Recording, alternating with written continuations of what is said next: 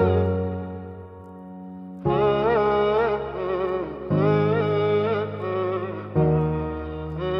Pasteur Toussaint. Bonjour Magloire. Premièrement, pour moi, c'est un honneur de pouvoir vous recevoir.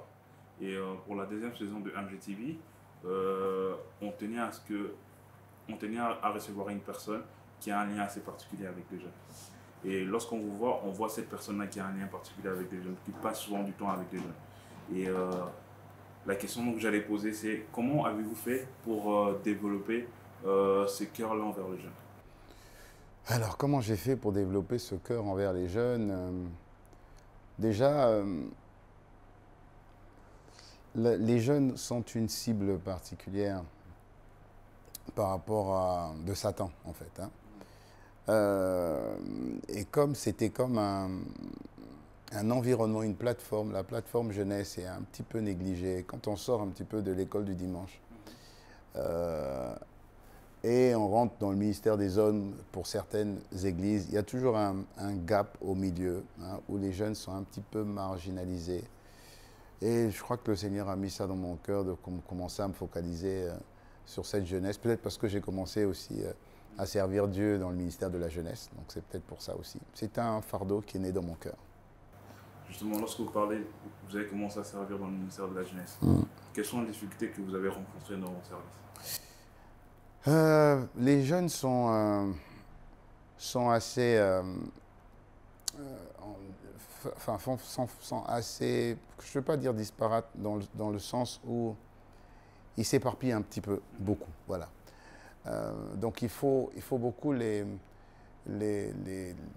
recentraliser, hein, les ramener un petit peu au centre de leurs intérêts. Donc les difficultés qu'on a eues, c'était vraiment essayer de mettre dans cette plateforme jeunesse ce qui les attirait à l'extérieur.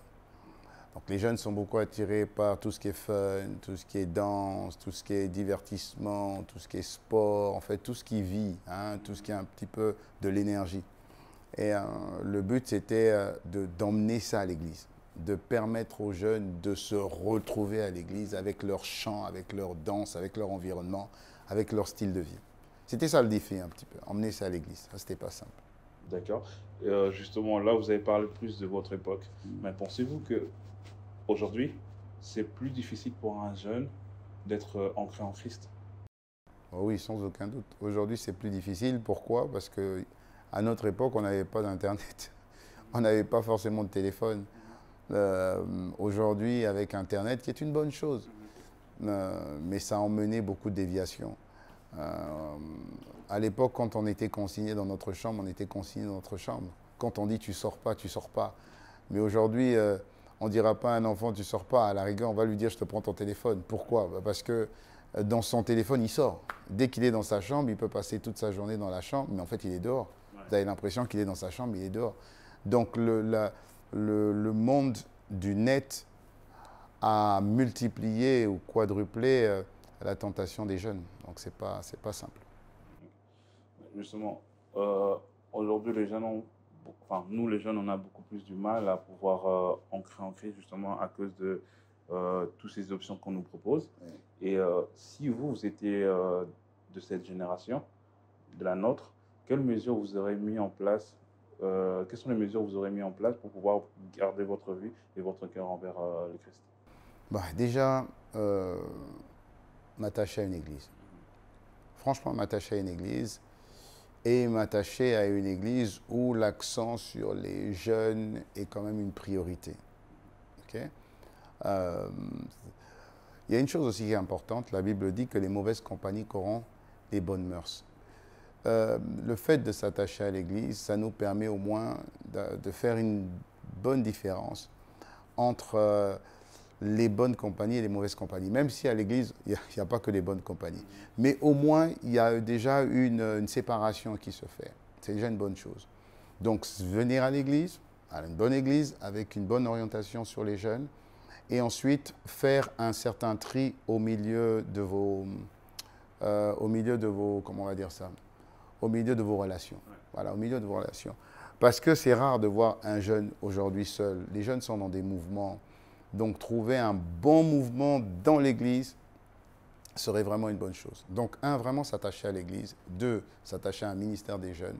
Et trois, s'attacher à de bonnes relations.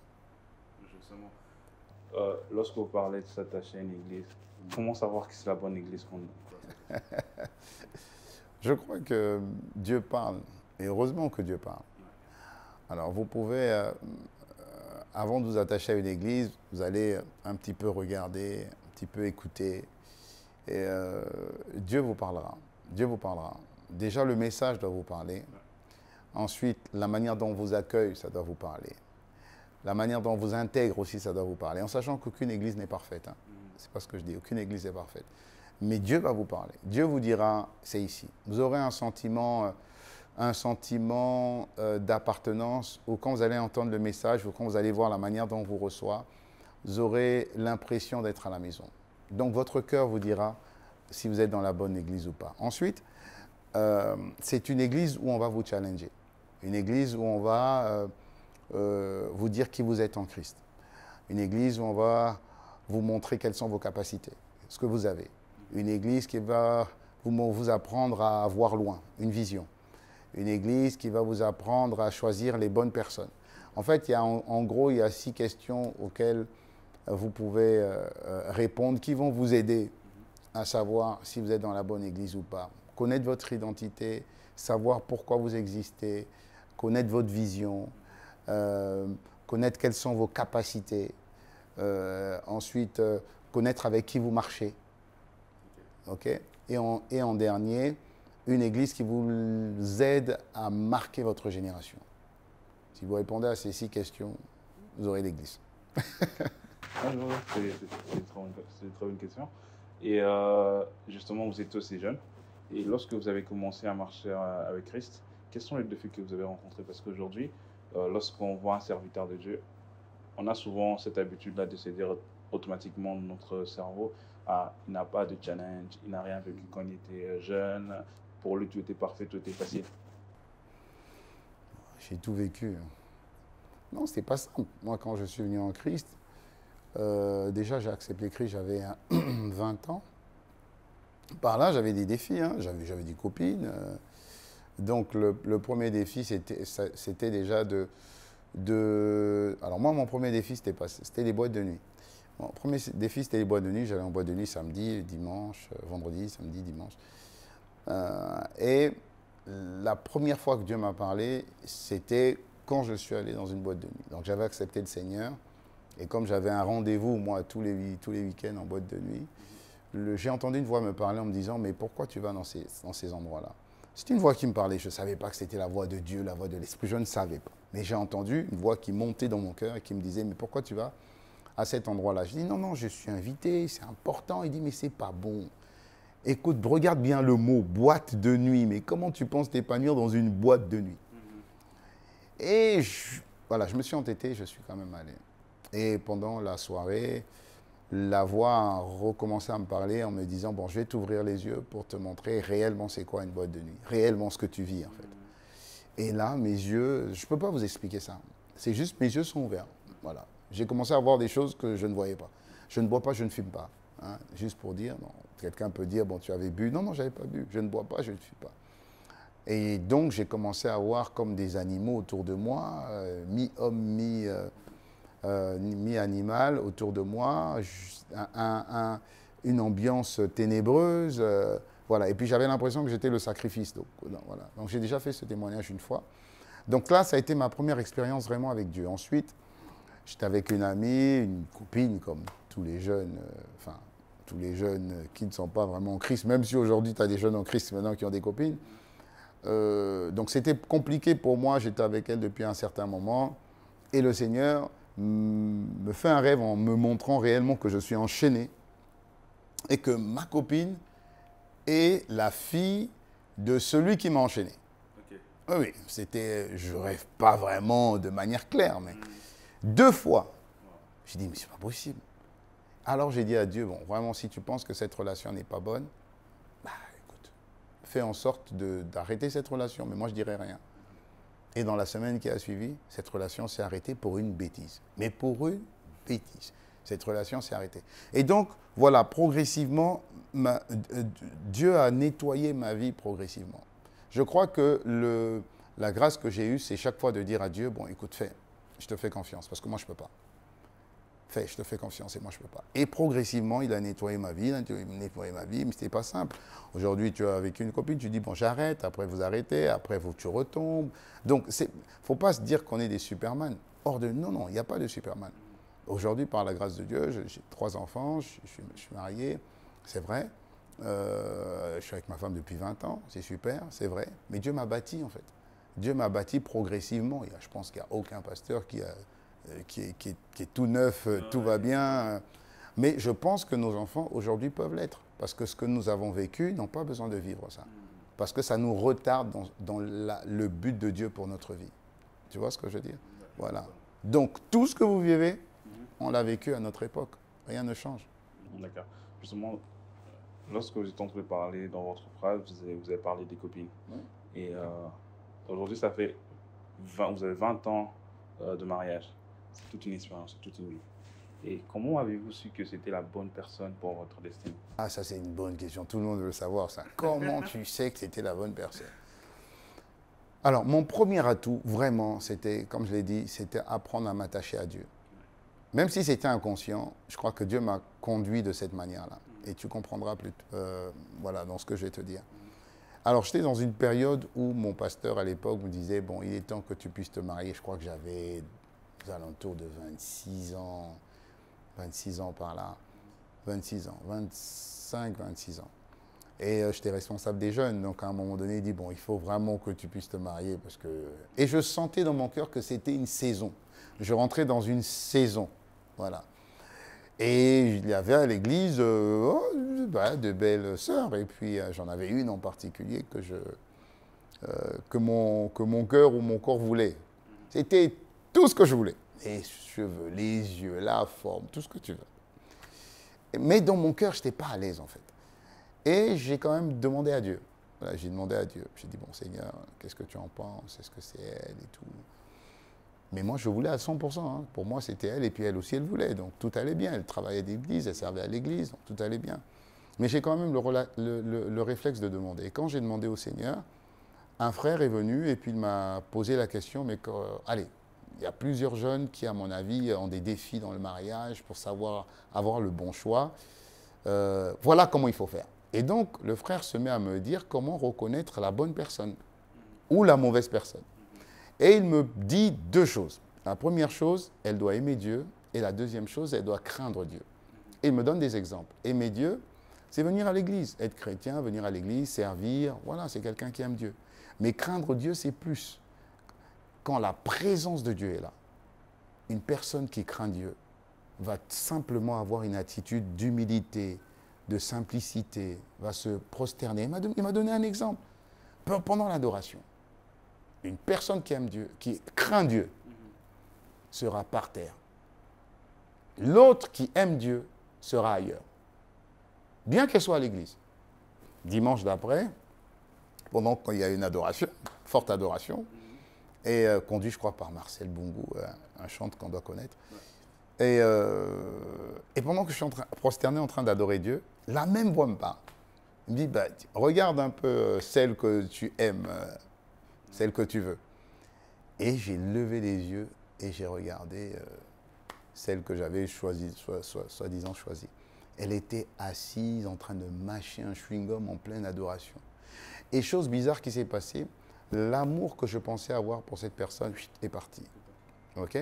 Maintenant, beaucoup plus tard, je crois 2 ans après, à mes 27 ans, à mes 27 ans que j'ai rencontré ma femme, c'était un nouvel an et j'étais allé donner des vœux dans mon ancienne église. Et mon pasteur m'en avait parlé. Mon pasteur m'en avait parlé. Parce que je ne cachais rien à mon pasteur. C'est une bonne chose d'ailleurs, hein, qui était mon père spirituel à l'époque. Je ne cachais rien. Donc il m'avait déjà parlé. Il m'avait dit, ah, j'ai vu une fille, elle s'appelle Rosie, c'est vraiment une bonne famille, elle est bien et tout ça. Après, j'ai zappé. Donc je viens le nouvel an Et j'entends un de mes frères dans la foi qui appelle « Oh Rosie, comment tu vas? Ça fait longtemps. » Et tout de suite dans ma tête, je dis « Rosie, Rosie, est-ce que c'est celle dont on m'a parlé ?» Donc rapidement, je l'ai vue, mais je me suis renseigné auprès de ma mère. Je me suis dit « Maman, est-ce que tu connais cette dame-là, cette jeune fille ?» Parce que Rosie était dans la même église que ma mère. Ma mère m'a dit « Oui, c'est une fille de bonne famille, elle est sérieuse et tout ça. » Donc je me suis renseigné d'abord autour d'elle. Je n'avais pas la conviction au début. Mais j'ai eu un bon témoignage de ma femme, celle qui est devenue ma femme. Et ensuite, c'est comme trouver une église.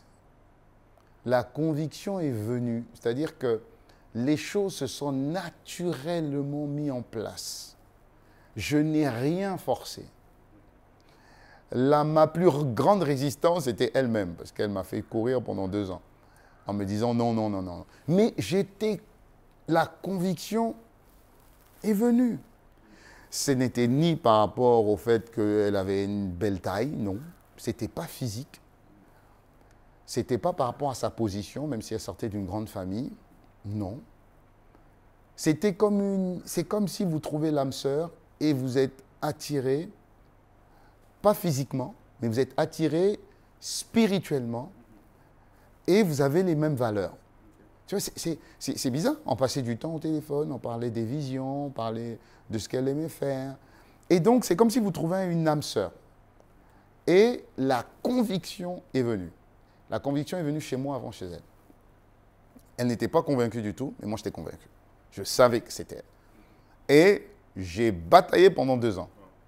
Elle m'a dit non pendant 2 ans. Alors que tout allait bien. Il n'y avait pas de souci particulier. Mais moi, j'étais absolument convaincu.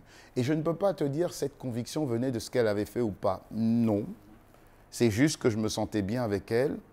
Elle se sentait bien avec moi. On passait du temps ensemble.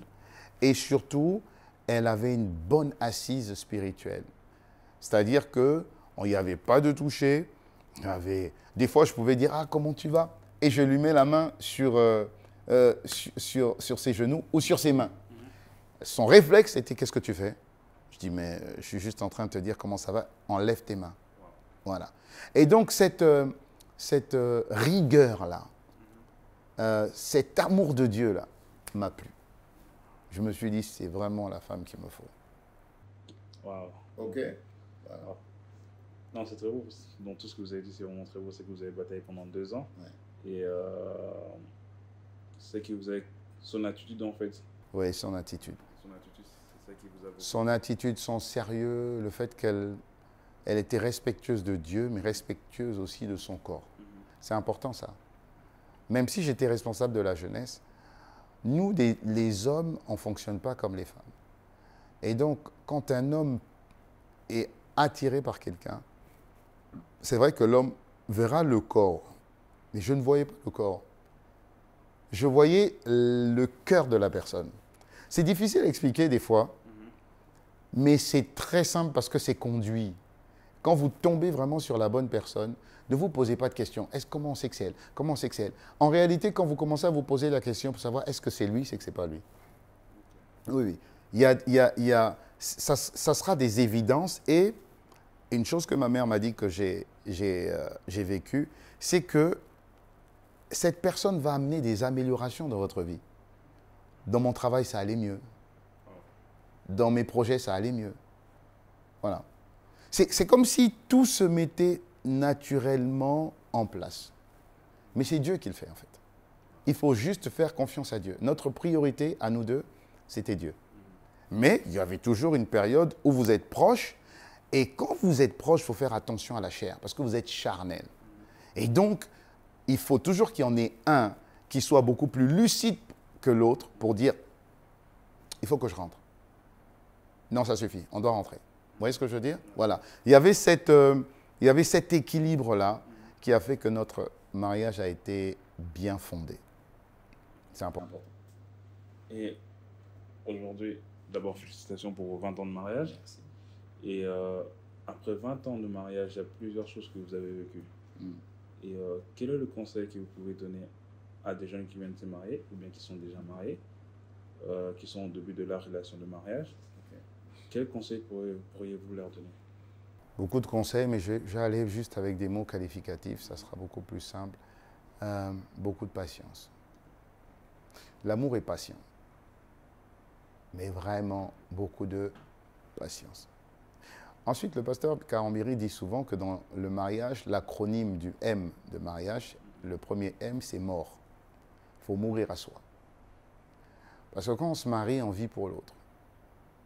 Alors qu'on vient avec nos défauts des fois, avec nos valeurs aussi, avec notre caractère. Mais quand on se marie, il faut beaucoup mourir à soi pour vivre pour l'autre. Et là, ça va avec la patience. C'est vrai, ça va avec la patience. Donc, beaucoup de patience. Ensuite, développer l'amitié.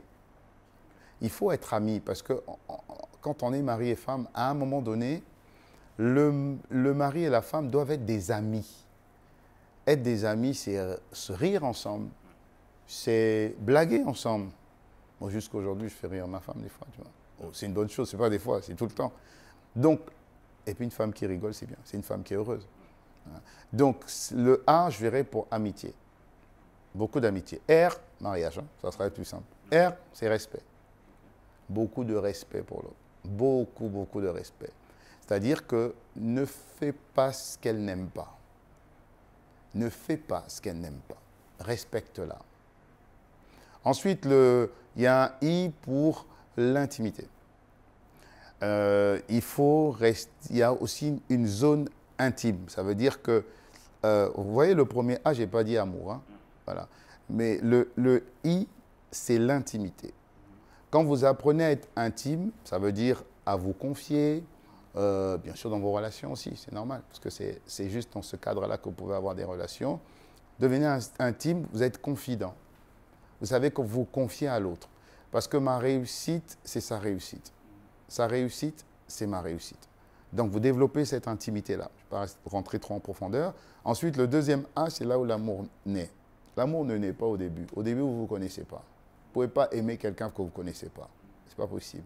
Mais vous pouvez apprécier dans le amour, dans le amitié plutôt, apprécier la personne que vous allez marier. Vous l'appréciez. Mais le deuxième A de mariage, c'est là où je mets l'amour. Ensuite, le G, c'est une relation gagnant-gagnant. Elle gagne, tu gagnes. Elle perd, tu perds. Et ensuite, le E, c'est elle, c'est ton égal. C'est vrai que je suis un homme et j'ai des responsabilités en tant qu'homme, mais ça ne fait pas de moi quelqu'un qui est au-dessus de mon épouse. Voilà. Et tu mets tout ça dans patience. Voilà. Sois patient pour bâtir tout ça. D'accord, parfait. Là, on va virer plutôt dans une autre question qui a clairement rien à voir.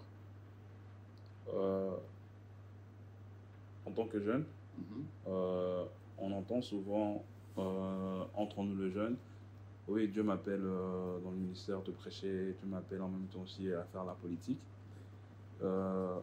Pensez-vous que être dans le ministère pastoral et faire un autre métier en même temps, est-ce que pensez-vous que c'est possible? Et si c'est possible de pouvoir matcher 2 ministères ou 3 ministères en même temps, quels conseils donneriez-vous pour pouvoir le faire efficacement? Ok, donc tu as déjà parlé de métier, ensuite tu as parlé de ministère. Ouais. Ok. Au début, il est important de pouvoir quand même travailler. C'est-à-dire qu'on peut faire le ministère et travailler. Paul était monteur de tente. Hein. Ok. Jésus était charpentier. Donc vous allez vous rendre compte que Pierre était pêcheur. Donc vous allez vous rendre compte que tous ceux qui ont commencé le ministère travaillaient. Maintenant, il va arriver un moment où si c'est vraiment ton appel, le ministère, que tu n'auras plus le temps de travailler pour une autre personne. Parce qu'il y a il y a déjà travaillé pour soi, mais aussi travailler pour une autre personne. Donc déjà, tu n'auras plus de temps pour travailler pour une autre personne. Parce que le ministère est un travail. Le mot ministère veut dire travail également. Okay?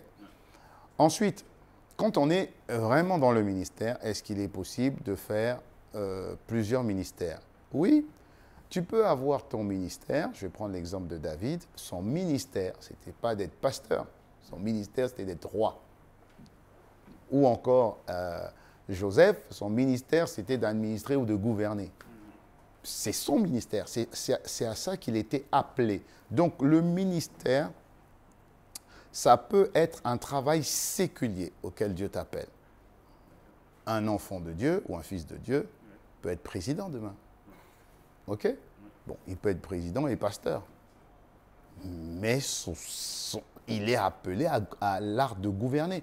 Si vous voyez dans les dons que le Saint-Esprit donne, il y a le don de gouverner. C'est un don. Ce n'est pas seulement uniquement le don de miracle, de signes, enfin de guérison. Il n'y a pas seulement les 9 dons. Okay? Il y a aussi le don de gouverner qui fait partie des dons.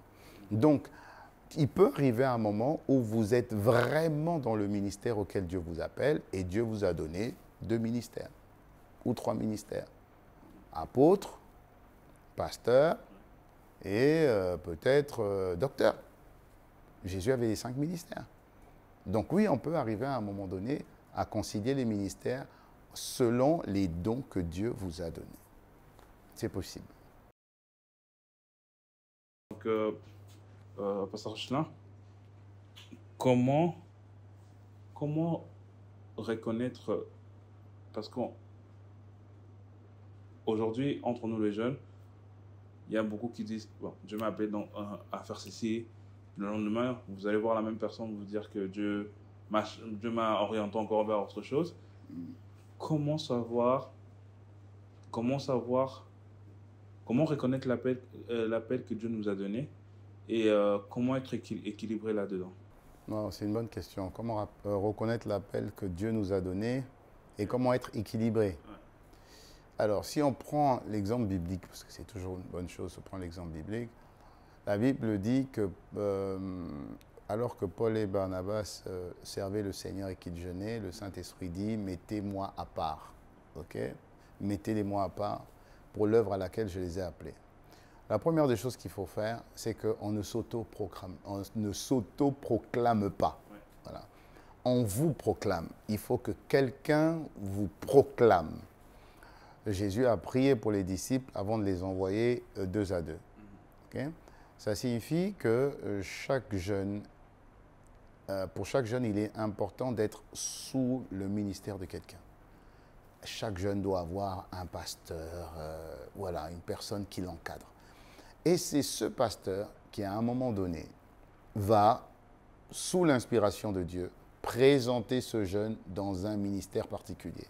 Confirmer ce jeune dans un ministère particulier. Il faut avoir un père. Un pasteur, quelque part, c'est un père. C'est quelqu'un, pasteur veut dire berger, veut dire encadreur. C'est quelqu'un qui vous prend et qui vous encadre. C'est à lui de reconnaître que Dieu a mis en vous quelque chose de particulier. Beaucoup de jeunes se disent, non, tel pasteur bloque mon don, bloque mon non-don. Personne ne peut bloquer le don que Dieu vous a donné. Le Saint-Esprit touchera toujours quelqu'un qui dira, et c'est un père qui va vous reconnaître dans un ministère. Saül a reconnu David dans son ministère. C'est Saül qui a présenté David devant le peuple d'Israël lors du combat contre Goliath. Donc, il faut que chaque jeune apprenne à travailler sous l'onction et la grâce de quelqu'un. C'est important, c'est primordial et c'est capital. Ça perd beaucoup, c'est ce qui perd beaucoup les jeunes en fait. Ils pensent que l'onction fait la différence. Non, non, non, non, non. L'onction n'est pas plus que l'autorité. On peut faire plus que Jésus, c'est ce qu'il a dit, mais on n'est pas plus grand que Jésus. OK? Voilà. Donc, il faut respecter l'autorité et au moment opportun, Dieu touchera une autorité pour vous présenter et vous faire entrer dans votre ministère. Parfait. La dernière question, on m'a demandé de vous le poser. Oui. Je crains le pire, là. Non, pas. Okay. On parlait entre nous, on se disait comment Pasteur Justin il fait. Il ne se repose jamais. Demain, il peut être, je donne un exemple. Demain, il peut être au Nigeria. Demain, le lendemain, il est à Bruxelles. Le lendemain, il est je ne sais pas dans quel pays. Et c'est pas comme si vous voyagez juste pour le plaisir, mais vous partez travailler. Et comment faites-vous pour ne pas vous reposer? Parce qu'on a l'impression que vous ne vous reposez jamais. C'est une impression. Non, je sais à quel moment me reposer, en fait. Je sais vraiment à quel moment me reposer. La Bible dit qu'il faut racheter le temps, faut racheter le temps. Et c'est vrai qu'on a plusieurs casquettes. J'ai la casquette de mari, parce que voilà. J'ai la casquette de père, parce que j'ai 3 enfants. Ensuite, je suis pasteur, je dois former les personnes qui sont autour de moi. Et je suis surtout le fils du pasteur Yvan aussi, et de pasteur Yves. Donc il est important de pouvoir honorer, servir aussi sous le leadership de l'apôtre Yvan Castano et de Yves Castano. Donc, je crois que quand on s'abandonne à Dieu, je finis avec ça parce que j'ai commencé aussi avec ça. Très tôt, Dieu m'a montré comment nous pouvons gagner énormément à tout niveau en s'attachant à lui. Et Dieu devient le maître des temps. Enfin, il est le maître des temps et des circonstances, mais il le devient pour toi, ma gloire, et pour moi. Il le devient. Donc, il sait à quel moment tu vas faire ça, ou tu vas faire tel programme, ou tu vas faire tel programme. Et tu sais à quel moment tu vas te reposer. Il le sait. Donc, c'est lui qui me coach, en fait, en réalité. Et donc, je vais toujours bien. Je ne suis jamais malade par la grâce de Dieu. Et je trouve toujours le temps pour faire ce que je dois faire. Et pourtant, j'ai toujours l'impression que je suis en retard, donc je cours toujours derrière le temps. Donc, je crois que la clé, c'est vraiment le psaume 32, verset 8. Le Seigneur t'instruira et te montrera la voie que tu dois suivre. Il te conseillera et il aura le regard sur toi. Et tu verras.